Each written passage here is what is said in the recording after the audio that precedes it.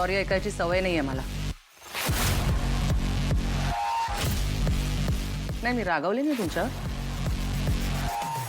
हां, समोर गुन्हेगार असताना सुद्धा जर तुम्ही रिकाम्या हाती परत आला असतात ना, तर मात्र मला राग आला असता तुमचा. आय बिलीव्ह त्यांचं नेटवर्क आपल्यापेक्षा जास्त स्ट्रॉंग आहे, नाही? एनिवे, तुमचा राग आला नाहीये ही गोष्ट जितकी खरी आहे तितकीच ही गोष्ट सुद्धा खरी आहे की तुमचं कौतुक करायची इच्छा असताना मी खूप डिसअपॉइंट झाली. आपण पोचेपर्यंत ते सगळं घेऊन फरार होऊ शकले याचा अर्थ आपण तिकडे पोचतोय ही इन्फॉर्मेशन कुठून तरी त्यांना मिळालेली असणारच, नाही का? चेसबोर्डच्या दोन बाजू असतात, ब्लॅक आणि व्हाईट. जशी ह्या बाजूला ताकद असते ना तशी त्या बाजूला सुद्धा असते.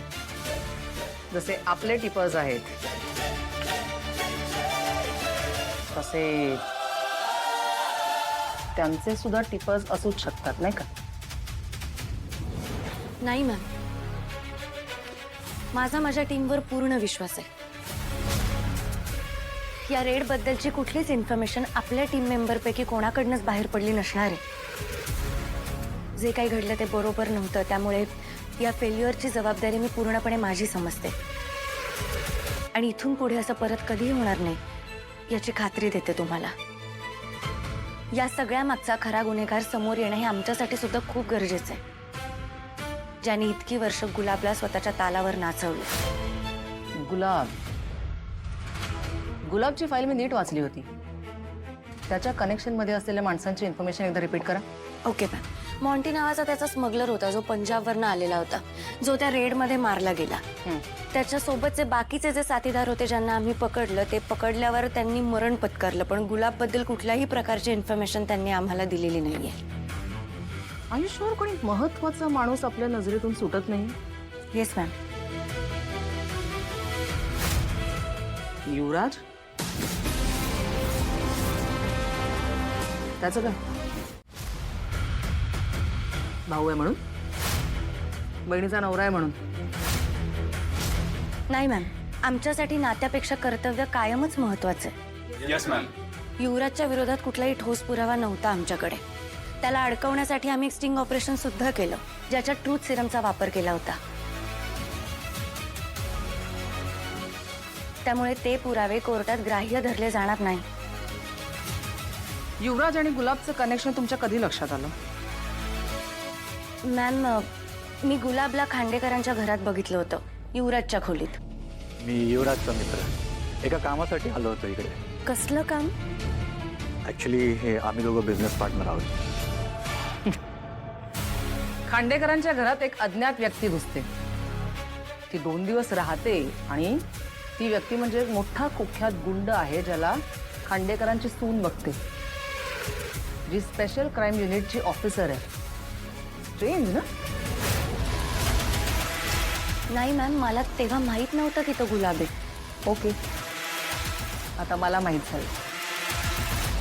आता मी बघते काय करायचं ते. कामाला लागा.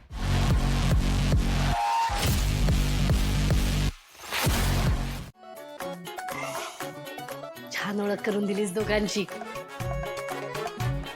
आपल्या बायकोचा मान ठेवणं हे प्रत्येक पुरुषाला जमलंच पाहिजे आणि असे पुरुष बायकांना आवडतात, हो ना तारिणी? ऐकलं का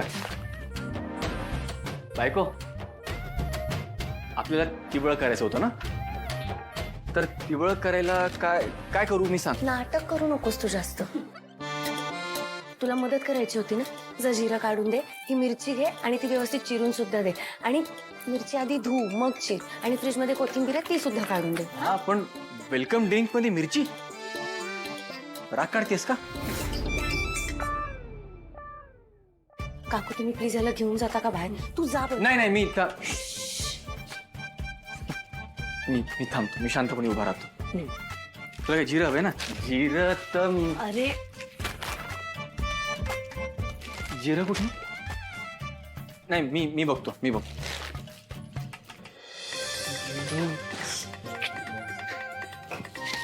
जिरं. लवकर चला, नाही तर भांडत बसाल. आणि मिरची ना?